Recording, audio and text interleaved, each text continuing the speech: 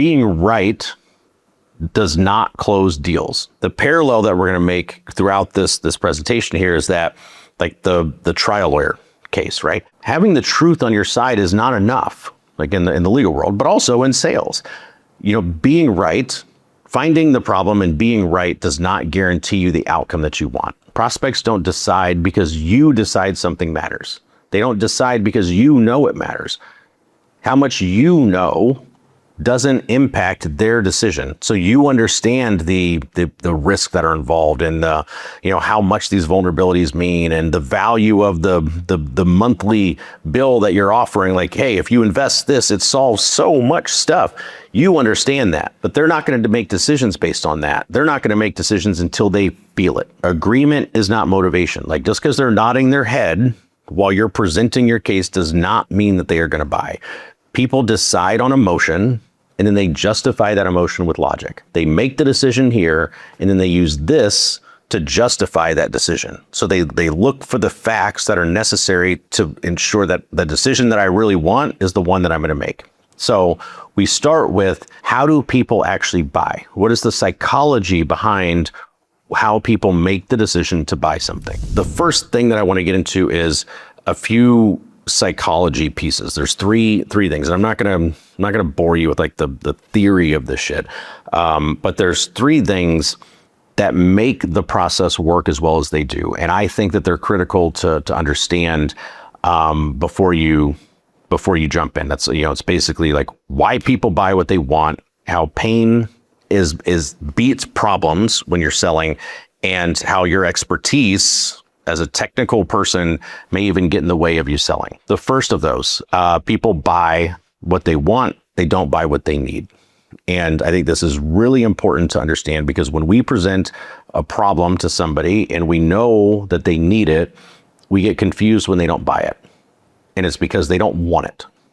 And the reality is, humans buy what they want, they do not buy what they need. I'll give you a few examples. The first one is the gym. Right? If we all bought and did what we needed, everybody would have a gym membership. Everybody would eat a lot more kale. We'd all be, ripped and, all and healthy and fit and not have nearly as many, because we know what it takes. Like, logically, we know what it takes to be healthy, to be fit. The fact is, just a lot of us don't want to. I don't want to eat more kale, Ray. I don't want to go to the gym every day. I'd rather do something else. Even though I need to do that, I don't want to, right? You see it all the time. The second one is similar to this deal that I told you about at the beginning of this. Somebody who's spending millions of dollars on billboards. They're hiring like crazy. They've got money, right? Like, they're making investments in the business, and the foundation and the scalability, things like that, are clearly important. And they won't spend a couple $1,000s a month on IT. Why? They don't want to, because they look at the $2,000 a month as an expense that's going towards something else other than what they wanted to spend money on. They want to spend money on growth. They want to spend money on the new salesperson. They want to spend money on the new billboard or the new marketing campaign or whatever's going to drive more revenue. IT, not so much. Maybe I need it, but I don't want it. And you can see the same thing with cars, right? Like, not many people are going to crush their budget, their family budget, for the Camry, right?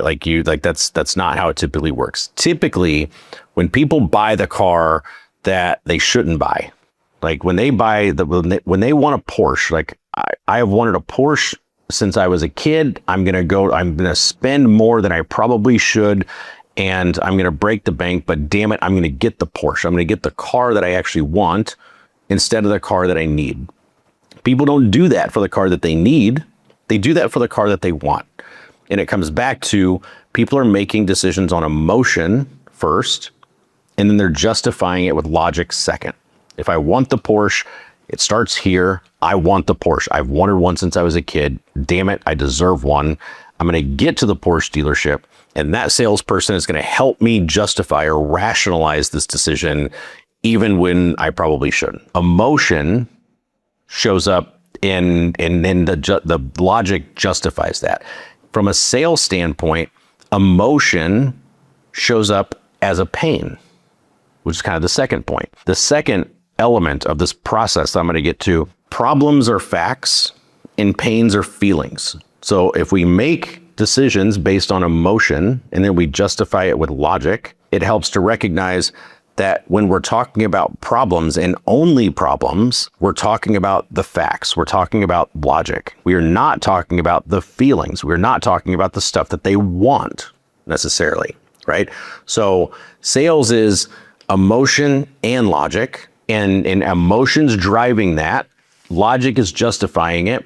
But if you're leading with problems and not leading with the emotional aspect of it, then it's going to obviously create issues for you. Now, there's a saying in sales. We say painkillers are easier to sell than vitamins, right? And it's because people will pay to make a pain go away more so than they will to make a pain not ever come.